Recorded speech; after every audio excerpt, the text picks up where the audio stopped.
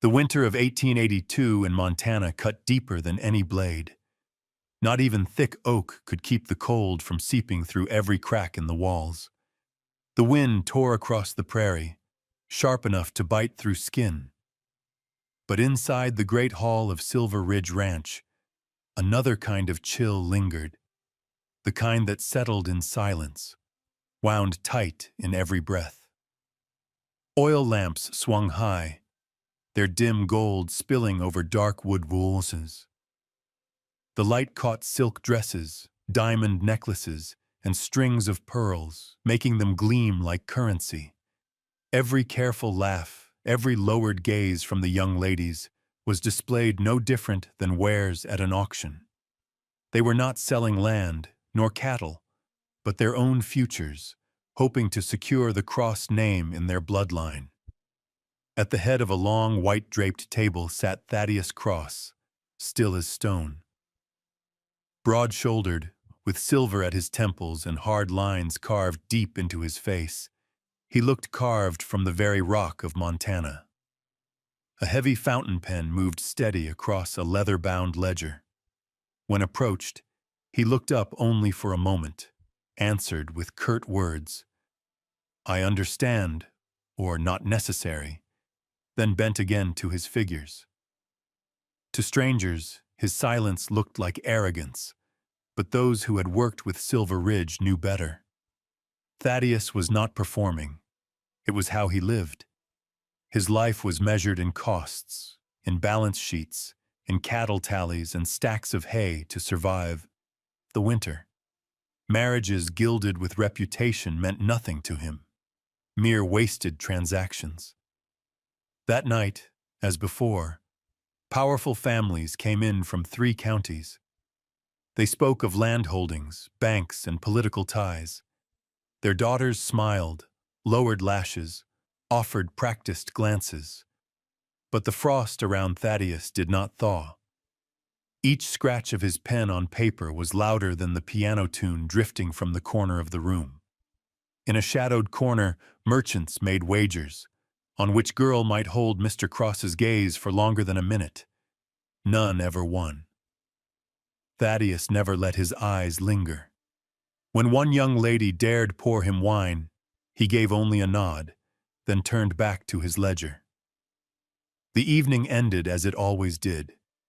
Thaddeus closed his book, rose to his full height, his coat brushing under the lamplight.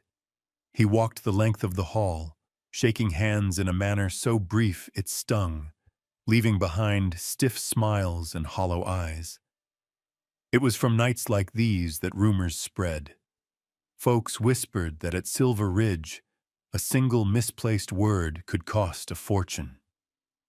Some swore Thaddeus had dismissed a senator's daughter for laughing too loudly.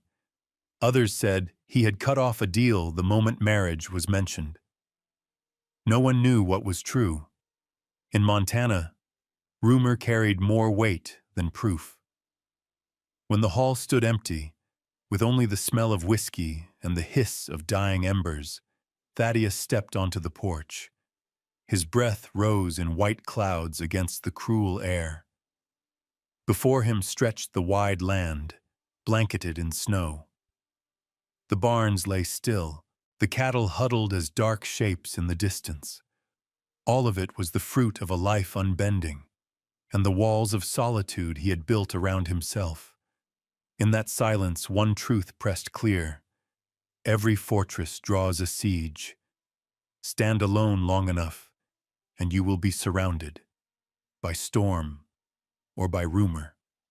Thaddeus pulled his coat tighter, fingers clamped to the wooden rail. Inside him, a vow whispered steady, "If I must stand alone, I will stand. But I will not bow." The Montana night pressed on, cold, merciless, yet within it stirred a faint omen, like hoofbeats rolling from far away. Something was coming, and whatever it would change Silver Ridge Ranch forever. Snow fell heavier than usual. White drifts pressed down on the roof and strained the fences of Silver Ridge Ranch. That night, the great hall burned bright. pine logs crackling in the hearth, their smoke tangled with the sweet perfume of roses. It was a room of luxury and suffocation. Among the guests, none stood out more than the Cartwright family, one of the oldest banking names in Montana. Arthur Cartwright, gray at the temples with a thick beard, strode in with the pride of a man used to doors opening before him. At his side, Helena wore a fox fur cloak. Their daughter, Rebecca, followed in a gown of emerald silk, pearls on her wrist, lips painted red as fire. Rebecca was the family's hope. She had practiced her smile in a mirror for months, meant to look both proud and inviting. As she approached Thaddeus, she lowered her head, letting her expensive scent drift across the table, her eyes waiting for a flicker of notice from the man who held more sway than any banker. But Thaddeus gave only a glance, cold as a frozen lake, before bending again to his ledger. Arthur began his well-worn speech. How the Cartwright Bank had endured through generations, how their family stood as a pillar of stability, how Rebecca possessed rare virtue and skill to manage a household. Helena added polished words about the standing Silver Ridge would gain in binding itself to them. Rebecca sat straight, her smile faint, offering lines rehearsed for the moment. Yet when Thaddeus laid his pen down, his words were as flat as ever. Silver Ridge stands as it is. I value your offer, but it is not needed. The room went still. Most expected Rebecca to bow her head and leave in silence, as so many before her had done. But instead, her red lips curved and her eyes sharpened. Perhaps you have yet to meet someone strong enough to buy your heart. The remark cut through the hall like a shot. Talk around the tables died.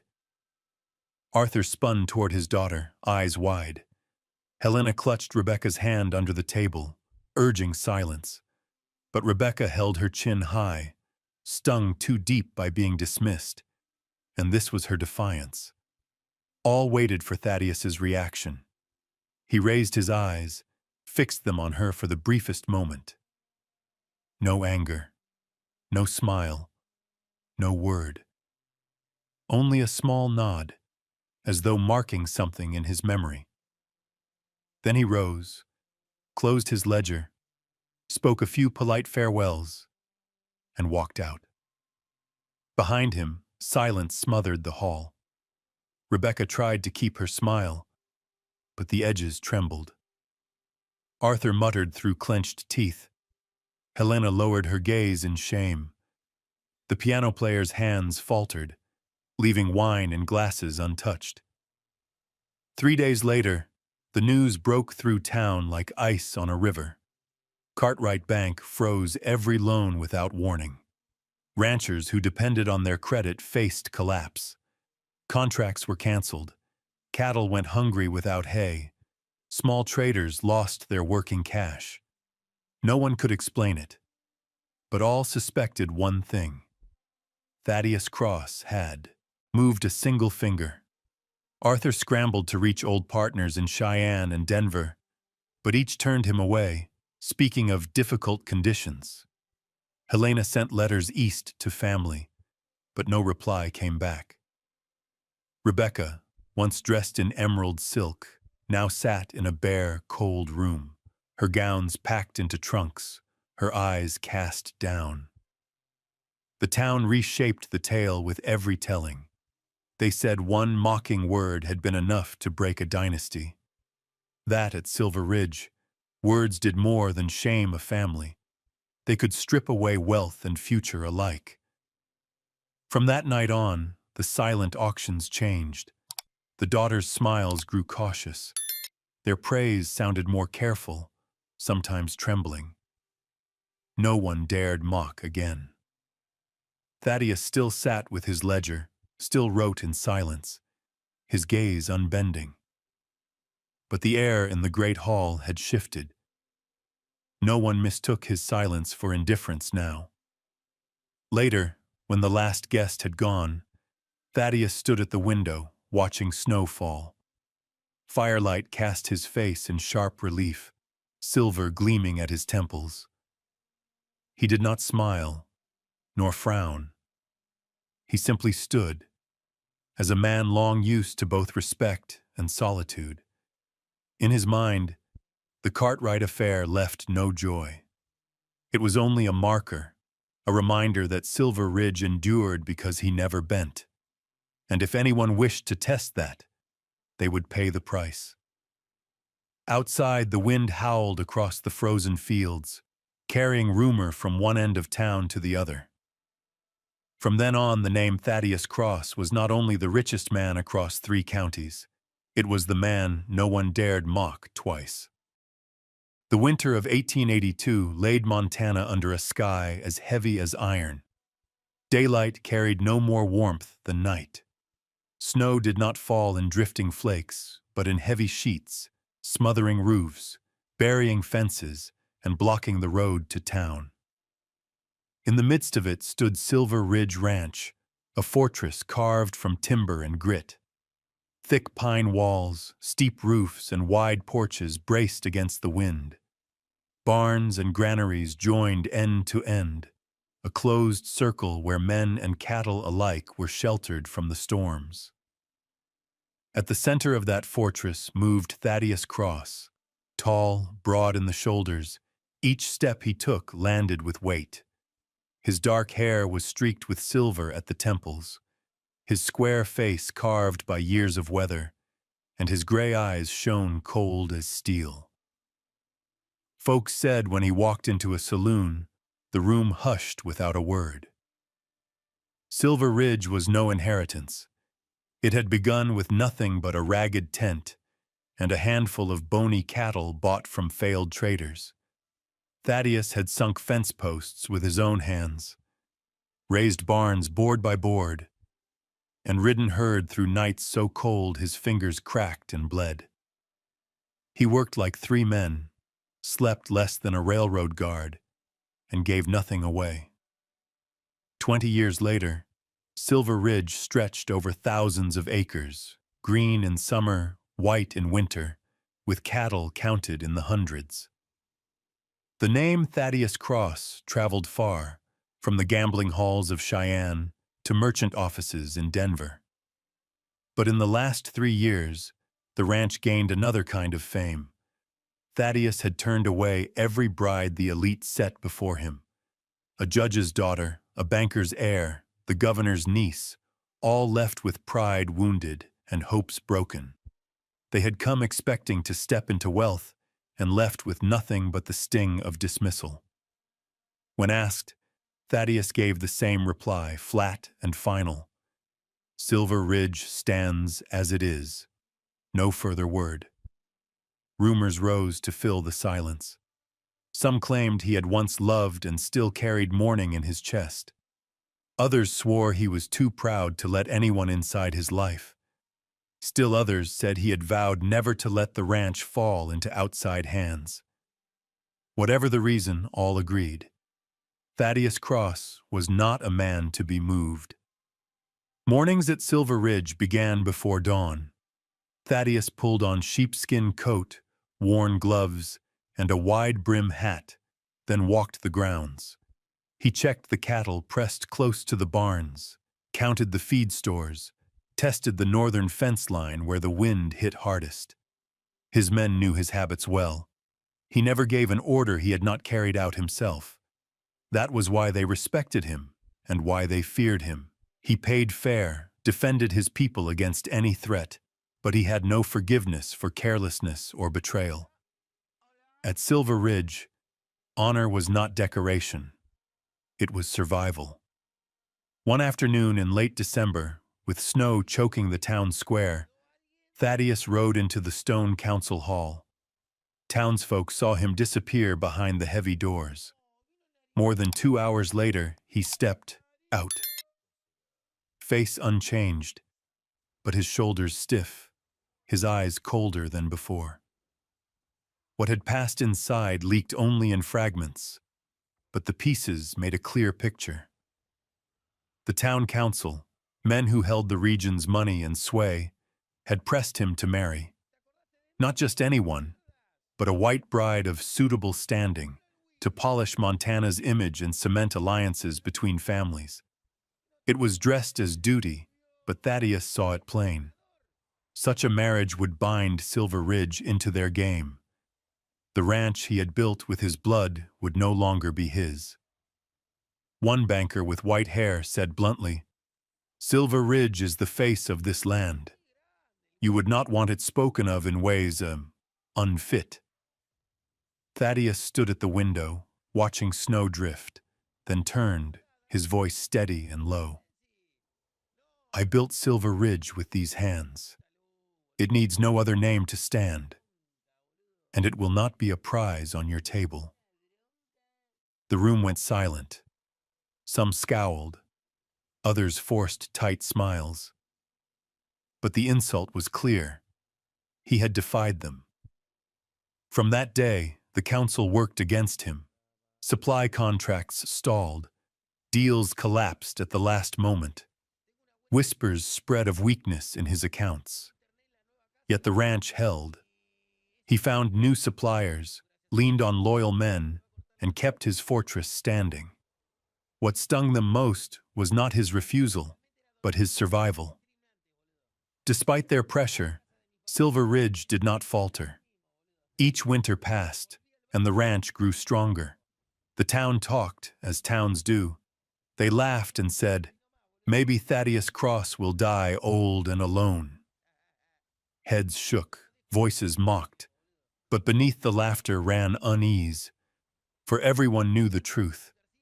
He was the untouchable man, a fortress none could breach without his leave. The morning wind in Montana carried dampness from the river, cold enough to sink into the grain of the wood that lined the fences of Silver Ridge Ranch. That morning, Thaddeus Cross rose as he always did, checked the cattle ledger, the feed stores, then pulled on a heavy hide coat and stepped into the yard. Hooves struck steady on frozen ground. The man was used to silence, wind, chains, the sound of iron on frost. But that day, at the east gate, stood a figure he had not seen before. A woman sat astride a black horse, back straight, hair bound under a worn scarf. Her brown coat was mud-stained, boots caked with dust from long roads. The horse's breath poured white into the air, wrapping around her thin frame. As Thaddeus approached, she did not bow her head like so many daughters before her. She lifted her gaze, meeting his with pride, with challenge. Selah Carter. That name would one day echo through Silver Ridge, but for now it was unknown to him. Thaddeus halted at the gate. He rarely allowed strangers past his fences, least of all women. But there was something in Selah's eyes that kept him from turning away. It was not pleading. It was not the soft pretense he had learned to dismiss. It was the look of someone long accustomed to being overlooked, yet still refusing to bend. Her voice rang steady, without tremor. "I did not come to marry you. I came to speak."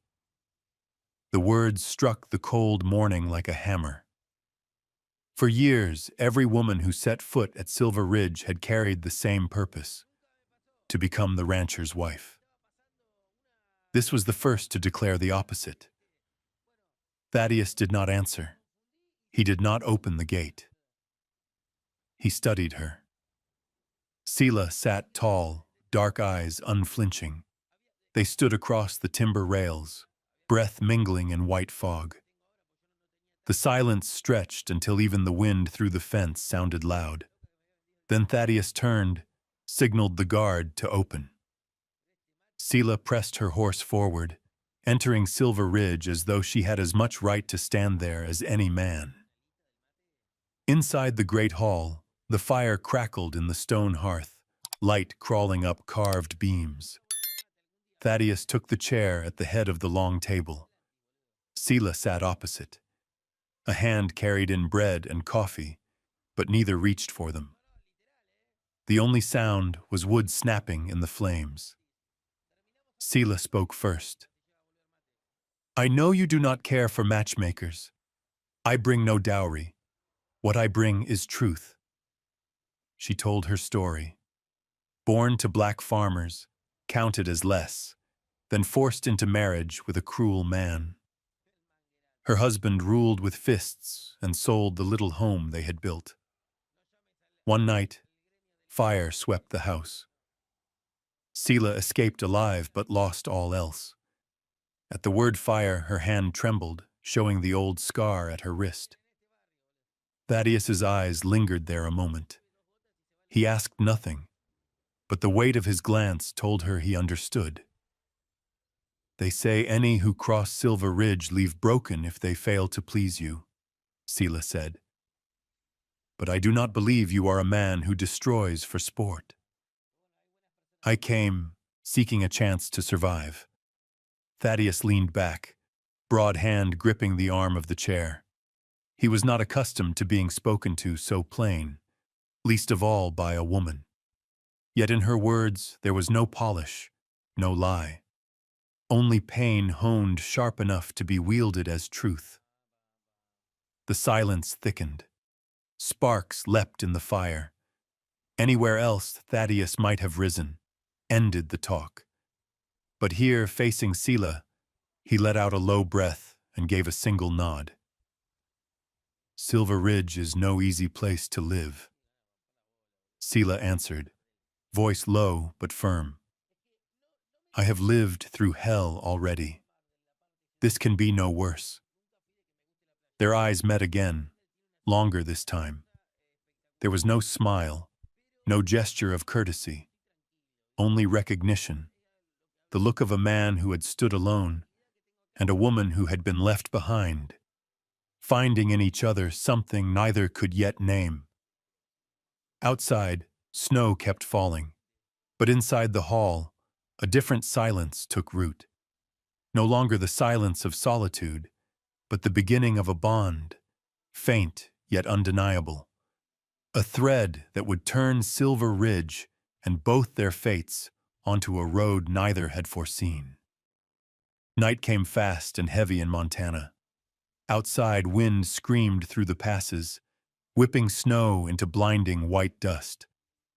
Silver Ridge Ranch, in the fury of winter, burned like a great torch. Smoke rose from the stone chimney, red streaks of firelight caught in the wind. In the wide kitchen, pine smoke mingled with the sharp smell of bread gone too long at the flame. The hands had left, and only Thaddeus Cross and Sila Carter remained. The long table was still laid with dishes, untouched. Sila sat close to the hearth, hands outstretched toward the blaze, her slight shoulders trembling with cold that reached to the bone. Thaddeus entered, boots heavy on the floorboards. He set down a fresh pot of coffee, poured into 2 chipped mugs, and slid one toward her. No word, no glance, just the motion itself. Sila wrapped her fingers around it, drew in the steam, and for the first time in days, her eyes softened. I am used to the cold, she said, voice low and rough. But tonight it feels set to swallow a body whole. Thaddeus said nothing. He sat opposite, broad hands folded on the table, knuckles scarred and lit red by the fire. A moment passed. Then Sila shifted, her sleeve slipping back. Firelight caught the scar, pale and winding across her dark skin like a crack through burned timber. This is what I carried out the night my home turned to ash. Her tone was steady, but every word landed like stone on wood. She told it plain. No hurry, no plea for pity. She spoke of the night her small cabin caught fire, of the shouts, the running feet, of her husband, gone into the dark, leaving her to smoke and flame. She spoke of escape, and of what she lost, not only walls and roof, but the child that had not yet taken its first breath. The room went still. The blaze spat sparks, filling the silence. Thaddeus's eyes stayed on the scar. In them, steel softened for the briefest breath. He peeled off his gloves. Across his hand ran an old cut, gray and ragged, carved years ago in a fight when he had been little more than a drifter. He laid it bare on the table, palm down, opposite her scar. No word, no tale, just the act. Sela looked. Her lashes fluttered once. She did not reach for him, but her fingers trembled, as if they almost might. The space between them was no longer a table. It was only the thin line of trust unspoken. "You have lost too," she said, not as question, but as truth. Thaddeus nodded slow. He did not speak of the woman who had chosen family wealth over him. He did not speak of winters endured with nothing but whiskey and ledger books. But the nod carried the weight of it, and Sela seemed to know. Wind tore at the shutters, the fire leapt higher, shadows stretched long across the walls. Sela flinched at the sudden blaze, memory flashing like heat against her skin. Thaddeus rose, placed another log on the fire. He did not look at her, but when the flames steadied, his hand brushed her shoulder. Brief, sure. It was no claim, no command, only a mark that she was here, in the light, and safe. Sela did not shrink. She sat still, letting the unfamiliar weight settle where fear had lived too long. When his hand fell back, she lifted her gaze. Her eyes, dark and deep as midnight wells, held the red of the fire.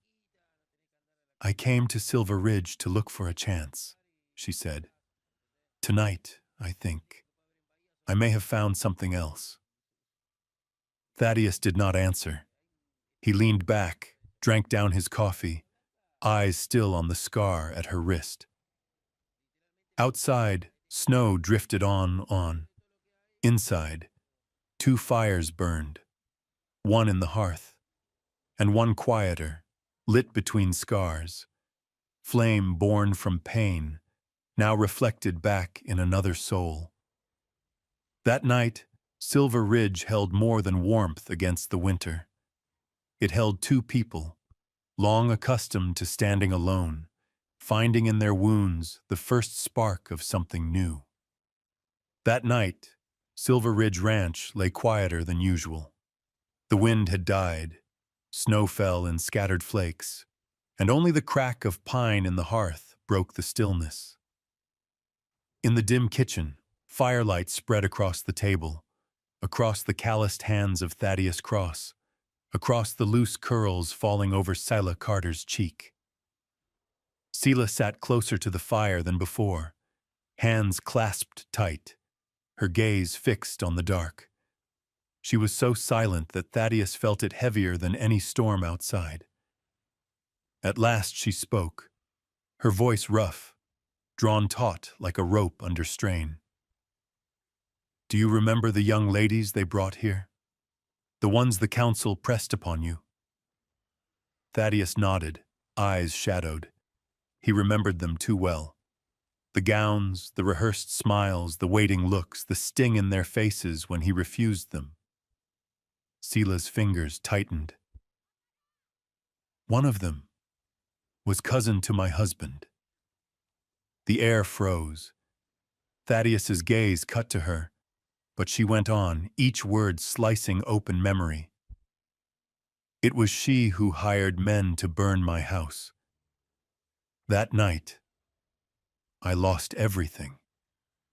They meant not only to erase me, but to make me a warning, to me, and to anyone who dared step outside the circle they drew." The fire flared, throwing light on the scar along Sela's wrist. Her hand trembled, but her eyes stayed steady. Thaddeus did not move.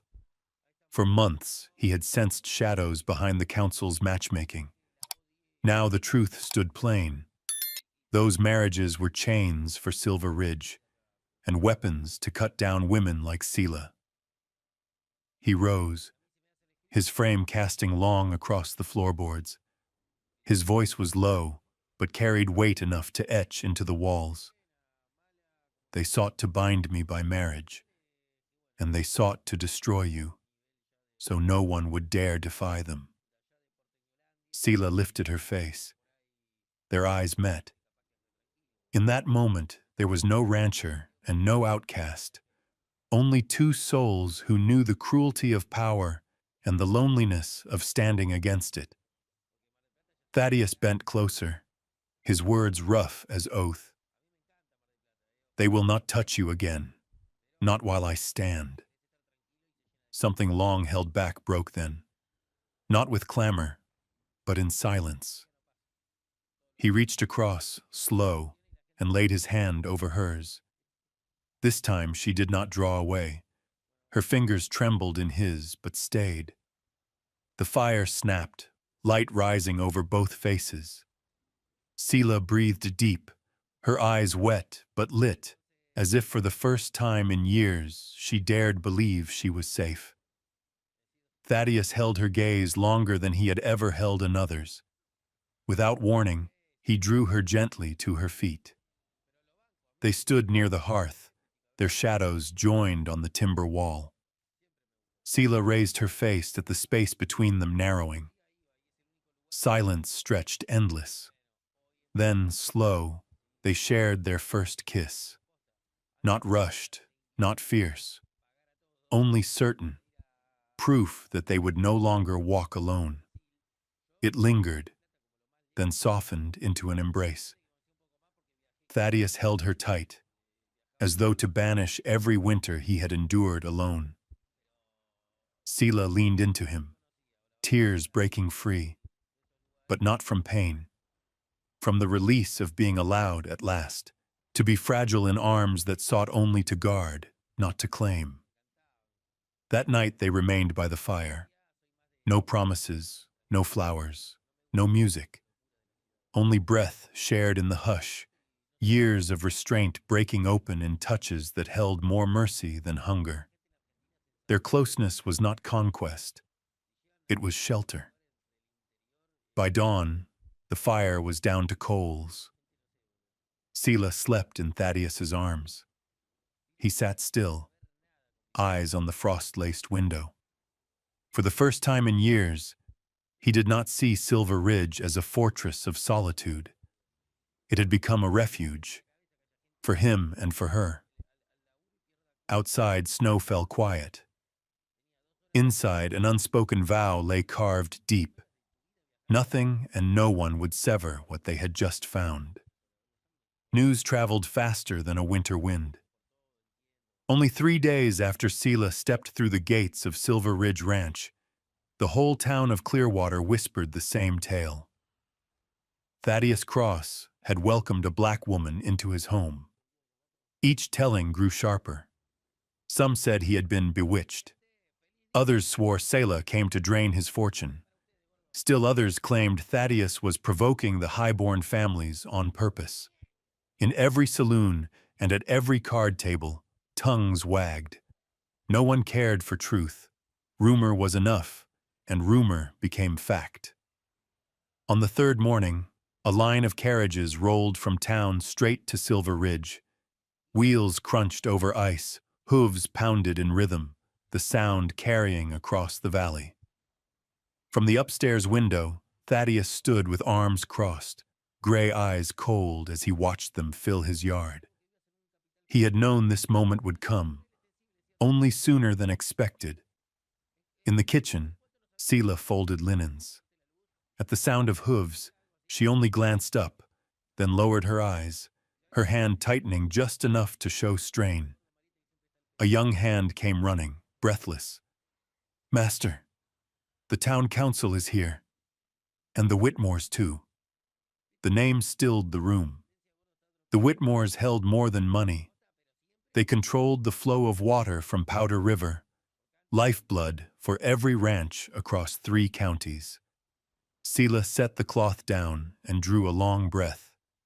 The great hall was made ready in haste. Fire leapt in the hearth, chairs set in order. Yet the warmth could not soften the cold carried in on those who now stood at the door. When the visitors entered, the air turned heavy as a courtroom. 5 councilmen, 3 women in heavy cloaks, faces set hard. Sila sat at the far end of the table, back straight, eyes on the fire. None greeted her. None looked her way. But the disdain in the room was thick as the snow outside. Horace Pemberton spoke first, head of the council, once a hunting companion of Thaddeus, but his voice now stiff as a judge's decree. Thaddeus, this is no private matter. Boone Rock Ranch, no, Silver Ridge Ranch, is the emblem of this territory. To host a woman like Carter under your roof, it brings shame upon us all in the eyes of the East. Another voice cut sharp as a knife. You know well Wyoming is not ready for such unions. Sela did not blink. Her hand rested on the scar at her wrist, a reminder that she had endured fire itself. Cold words could not make her tremble. Mrs. Whitmore leaned back in her chair, voice smooth as poured honey, laced with threat. We do not wish to cut Silver Ridge from the river, but if you insist on keeping this presence in your house, it may be difficult to see water flow your way come summer. Thaddeus sat unmoved, broad hands flat on the table, gaze steady on the flames. Only when silence pressed did he answer, slow and deep. No outsider has ever decided who crosses the threshold of Silver Ridge. A hiss of breath ran down the council's side. Horace frowned, lips parting to reply, but Sela turned, her eyes meeting Mrs. Whitmore's, then sweeping across the table. Her voice was calm, yet every word struck like a knife into timber. I did not come here to trouble any of you, but if color alone makes me a danger in your eyes, then perhaps the true danger lies elsewhere. Some scoffed, a short, bitter laugh. But Thaddeus did not. He turned fully toward Sela, letting the council see his agreement plain. For the first time, he made his stand beside her in the open. The meeting dragged for an hour. Their threats were wrapped in polished words about honor, about the image of Wyoming, about duty to the land. But all circled back to one demand. Sela must leave Silver Ridge. When at last the carriages rolled away, the yard lay still.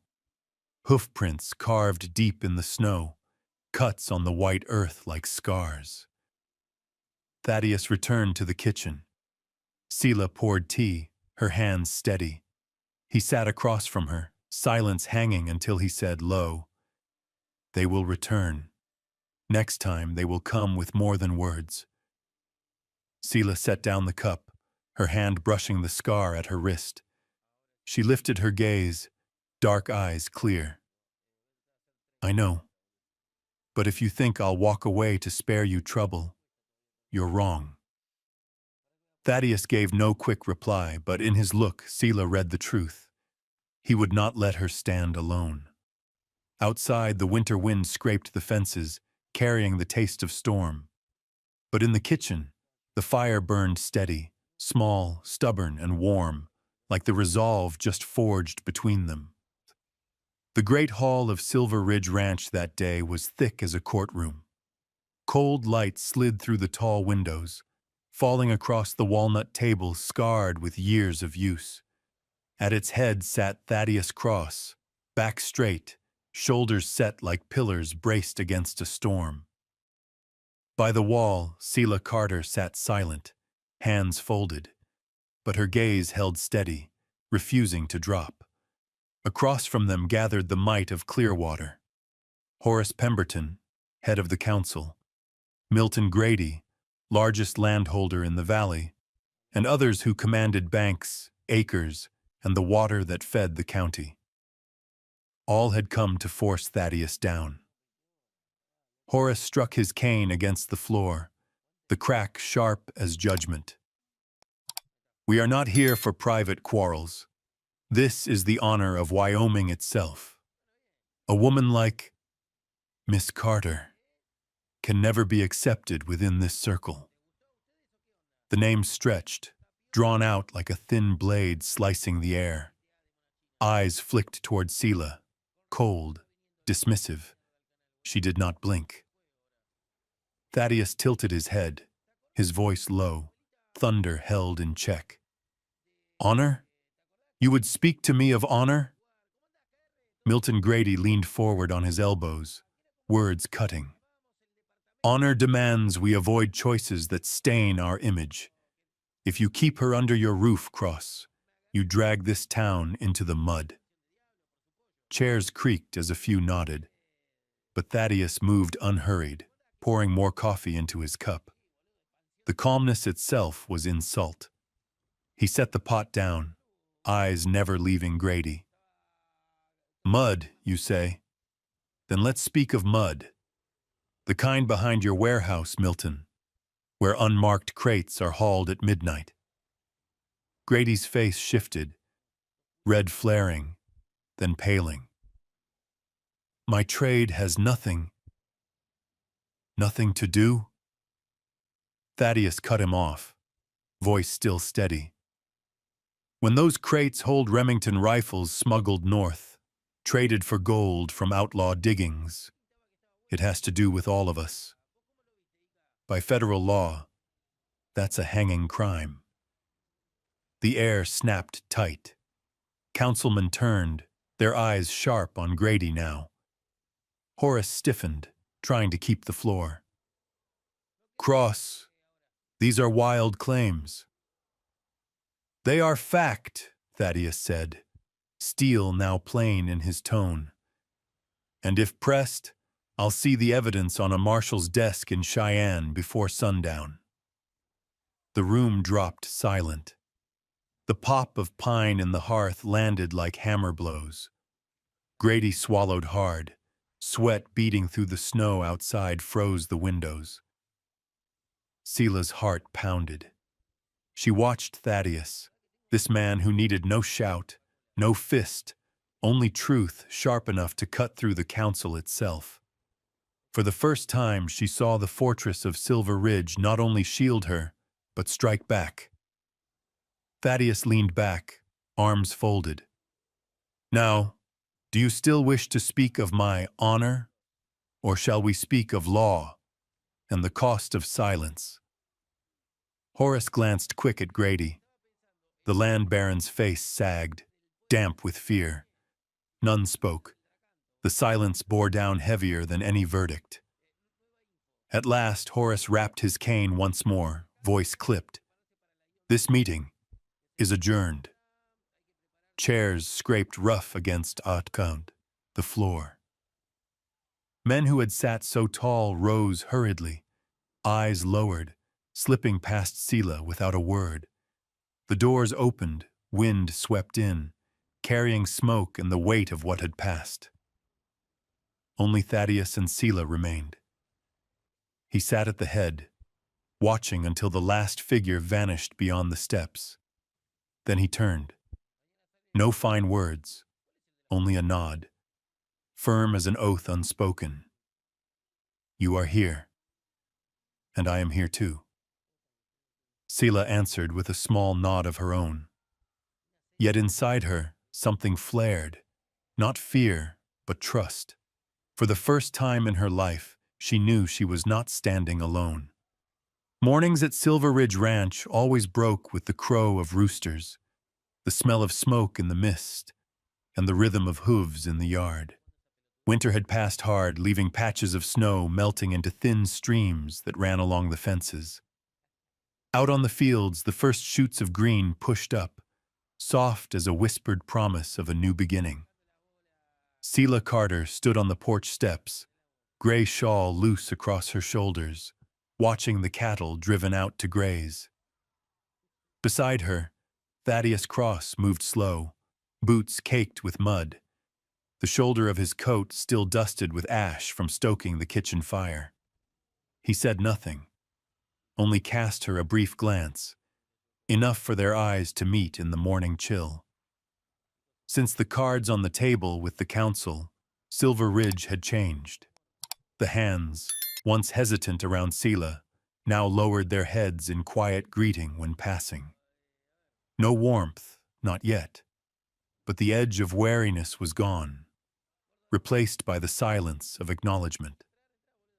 All understood. If the master placed someone at his threshold, that person was part of Silver Ridge. Sela never let herself be a burden. The first day after the council meeting, she rolled up her sleeves and went into the seed store, sorting the sacks of barley left after winter. Her fingers worked steady, her eyes sharp, as though each grain was a piece of hope to be saved. Thaddeus came by, leaning against the doorframe, watching in silence. When she looked up, their eyes met. Sela gave a faint smile, almost an explanation. I used to do this, on the land I once had, before it was taken. He only nodded, but he knew she was gathering more than seed. She was reclaiming fragments of a life stolen from her. From then on, they worked side by side. One morning, Thaddeus called Sela to the stables to pick horses. He showed her the difference between wagon stock and cattle horses, his broad hand running along the flank of a bay mare, his eyes flicking to her as if to ask if she understood. Sela said nothing, only reached out to touch the horse's mane, light but certain, and nodded. In that moment, Thaddeus realized she was no apprentice. She was a partner. One spring afternoon, they rode into town to trace the papers of the land that once bore Sela's name. The wind lifted curls of her hair, brushing across his heavy coat. Thaddeus did not speak, but his eyes strayed to her now and again, unreadable.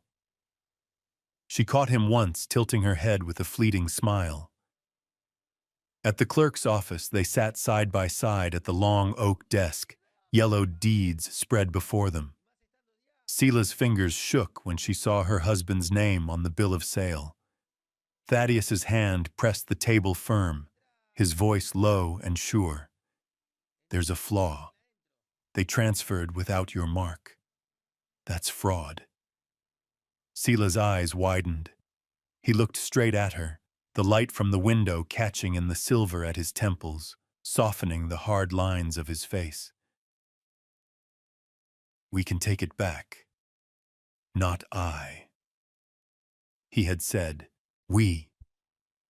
Sela's chest tightened. In all her life, had anyone ever placed her on the same side? In the weeks that followed, they dug through ledgers, hunted witnesses, pored over dusty records. Thaddeus, who had once scorned wasted paperwork, now sat for hours over cramped lines of ink. Sela kept notes, sorted pages, built order from the mess. When he grew weary, she poured tea and set it by his hand. He never said thanks, but his eyes lingered long enough that she knew. At night, the ranch kitchen became their place. Sela peeled potatoes. Thaddeus split wood. Small tasks, yet together the fire seemed brighter. Sometimes his hand brushed hers as he passed a knife or pushed logs into the flame. Neither pulled back. They only looked at each other a moment, then went on, as if the touch was already part of the rhythm. Once, as the sun burned red across the plains, Sela whispered, I never thought I'd walk this road with someone beside me. Thaddeus stayed quiet. He was no man for soft words, but he set his hand over hers, the same hand that had once trembled with fire and loss. That touch said enough. Spring rolled on and Silver Ridge grew stronger. Fences rose straight, the granary filled, and in the great hall there were no more silent auctions, only the quiet of honest work. The hands began to treat Selah as one of their own, not from sudden affection, but because they saw how Thaddeus treated her. His respect demanded theirs. One evening, as the sun sank behind the ridge, they rode home together from town. Out of nowhere, Thaddeus spoke, low but certain. "We can win this." And for the first time, a true smile crossed his face. Not the faint curl he wore in habit, but something clear. Selah looked at him, and in her chest rose something both strange and familiar: trust and hope. That night they sat by the fire. No vows, no grand words, only the crack of pine, the smell of stew, and two souls, both once convinced their lives had ended, now beginning again, slow but sure. Selah turned, found him watching her. It was not the look of a master, nor of a savior. It was the look of a man who had found reason to open a door long shut. And Selah knew, at Silver Ridge Ranch, her life was being written anew, not as a shadow in rumor, but as a woman chosen to stand beside a man who never bowed. Spring in Wyoming came like a slow kind of miracle. Snow melted into trickling streams down the ridges, ice gave way to grass, and wildflowers broke open across the plain. What had been dry earth wore green again, sunlight spreading gold across the fields, warmth long awaited by Silver Ridge Ranch. Selah Carter stood by the fence line, curls tied back though the wind tugged a few strands loose. She watched the calves stumble on new legs, her dark eyes lit with quiet joy. Beside her, Thaddeus Cross folded his arms, a rare hint of a smile crossing his face. He said nothing, but there was a calm in his gaze Selah had never seen before. Life at the ranch had shifted since Selah came, not only for her steady hands with ledgers and tools, but for the air she carried. The ranch hands no longer muttered behind her back. They lowered their heads in silent respect. Some brought her vegetables, a sack of flour, or a greeting said plain. Silver Ridge was no longer only a fortress.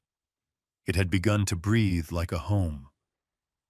In Clearwater, the talk that once swirled sharp with rumor softened too.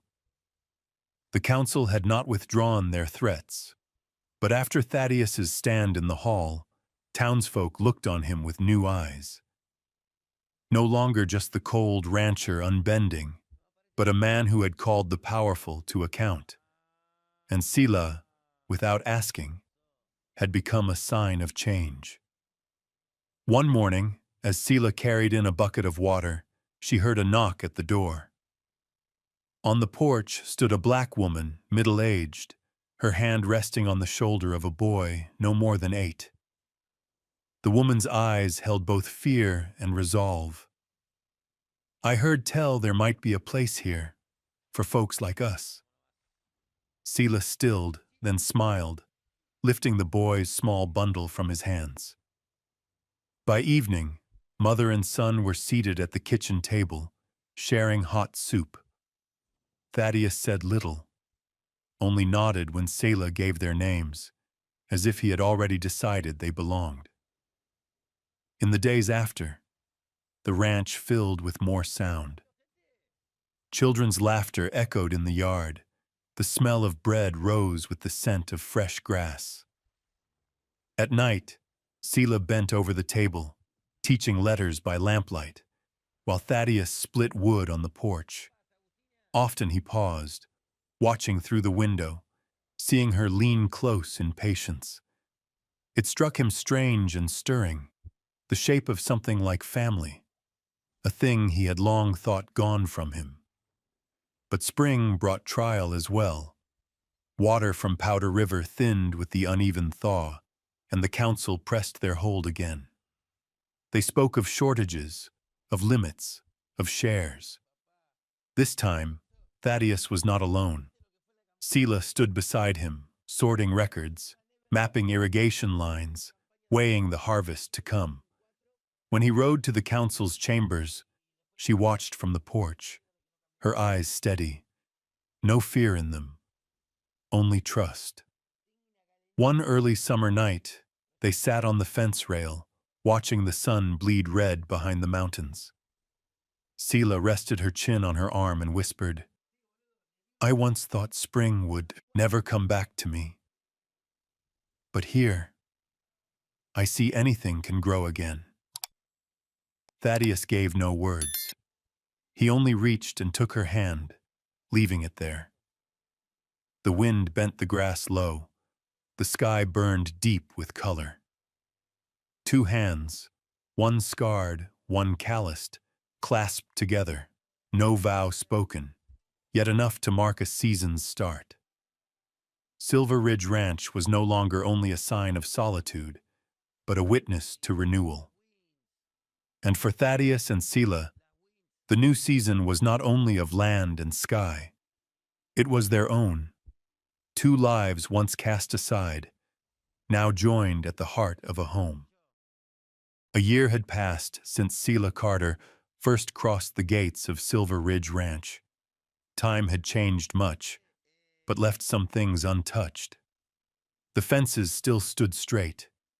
The mountains still loomed like walls of stone, and the steady gray eyes of Thaddeus Cross still measured every inch of the land he had carved with his own hands. But Silver Ridge was no longer a fortress of solitude. Across the wide pastures, fattened cattle grazed. Ranch hands laughed as they raised new barns, and from the main house chimney smoke carried the scent of soup and bread. Folks who once turned away now came willingly, bringing children for Sela to teach their letters, asking Thaddeus for advice on cattle. The ranch had become part of the town, not for its wealth, but because it opened its doors to those who had been left behind. That afternoon, the town gathered at Silver Ridge. It was no grand affair, only a small feast the hands themselves had arranged, to give thanks for the land and to mark the first harvest under Sela and Thaddeus's shared labor. In the wide yard, long tables were laid with roast meat, bread, and jugs of corn whiskey. Children ran in circles, their laughter scattering the last shadows of threats and scorn. Sela stepped onto the porch, her dark blue dress plain but dignified, curls tied back from her face. Her gaze swept the crowd and found not suspicion, but respect. A white child darted up, clutching her hand, chattering about a spelling lesson. Sela bent with a laugh, her voice joining the fiddle tune rising from the far end of the yard. Thaddeus stood a few paces off, arms folded, silent. In all his life, he had never thought Silver Ridge would resound with such noise. And in the midst of it, he knew. Sela was the new heartbeat of this place.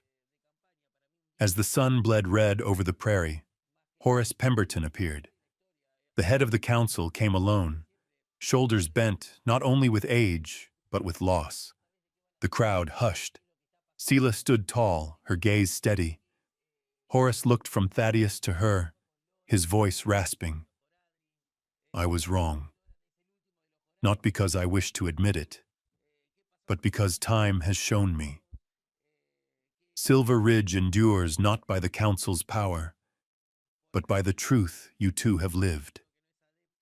The words, grudging though they were, carried across dozens of ears. They ended the last of the whispers. Thaddeus nodded, said nothing. He stepped forward, set his hand against Sela's back, and led her to the center of the yard. The crowd fell silent, pulled toward the moment. Beneath the sunset, before the community, Thaddeus turned to Sela. No flowers, no ring, no gilded vow. Only the clasp of her scarred hand in his. She lifted her face. In her eyes burned firelight, sunlight, and the man who stood with her. She needed no words. Silence itself was their promise. The crowd erupted. Children clapped. Women smiled. Men nodded. They knew they had witnessed something rare. Not only love, but change etched into the land itself. A photographer from Cheyenne, by chance, present, lifted his bulky wooden camera. "Hold still. This will be a picture to last." The yard froze, and in that stillness, the lens caught them. Thaddeus Cross, tall and unyielding, beside Selah Carter, steadfast and gentle. Behind them, the sweep of the prairie. Before them, a circle of smiling neighbors. The click was small, but it sealed the moment forever. That night, after the feast had ended, the photograph leaned in a simple frame against the wall of the hall. Selah sat by the fire, her fingers brushing its edge. Thaddeus came to stand beside her, eyes fixed on the image. "This picture will remain when we are gone," she whispered. His gaze softened. "Then let it tell the truth. Not mine, not yours. Ours." Outside, the crescent moon glowed over the rooftops. Silver Ridge, once a lonely fortress, now held an image that would outlive them, a love none could deny. That same summer, the ranch gates opened to a stranger. A thin black woman, weary, led a boy of 8 to the porch. Her coat was threadbare, her eyes tired, but still lit with resolve. Selah stepped out first. For a moment, she saw herself as she had been a year ago, lost, wary, but unwilling to bow. The woman spoke, voice trembling. "I heard. There's a place here for folks like us." Selah took the boy's small bundle, no questions asked. Thaddeus, watching from the doorway, only nodded. He knew sometimes a presence was answer enough. That evening, the kitchen rang with new sounds. The boy's laughter, Selah's gentle teaching, the crack of firewood. The mother sat by the hearth, her hands shaking as she held a bowl of hot soup, perhaps her first decent meal in weeks. Thaddeus stayed quiet, but when he went to stable the horses, he paused, glancing back at the window. He saw Selah's shadow bent over the child, heard the halting syllables of reading, carried on the summer night air. For the first time in years, Silver Ridge was not only a stronghold against storms, but a home. By morning, the woman worked in the kitchen. The boy followed the hands with kindling and water. They folded into the ranch's rhythm as though they had always belonged. Selah watched them, warmth filling her chest. Thaddeus said nothing, but in his eyes, their presence confirmed what both had already known. Silver Ridge had turned a page, no longer alone, no longer silent. From the porch, Selah looked out over the fields. Family, she knew, was not made only by blood, but by hands joined in hardship. Silver Ridge Ranch had new members now, and together they were writing a story to be remembered, a testament to love and mercy. Beneath the prairie moon, the tale of Thaddeus Cross and Selah Carter reached its close, yet its echo remained. Out of storms, they had found each other, not through power or decree, but through trust, patience, and love born out of scars. Silver Ridge was no longer a fortress. It was a home, where love and kindness had been sown, and where a photograph, hand in hand, would forever remind the world that true love knows no color, no station, and no shame in the eyes of time.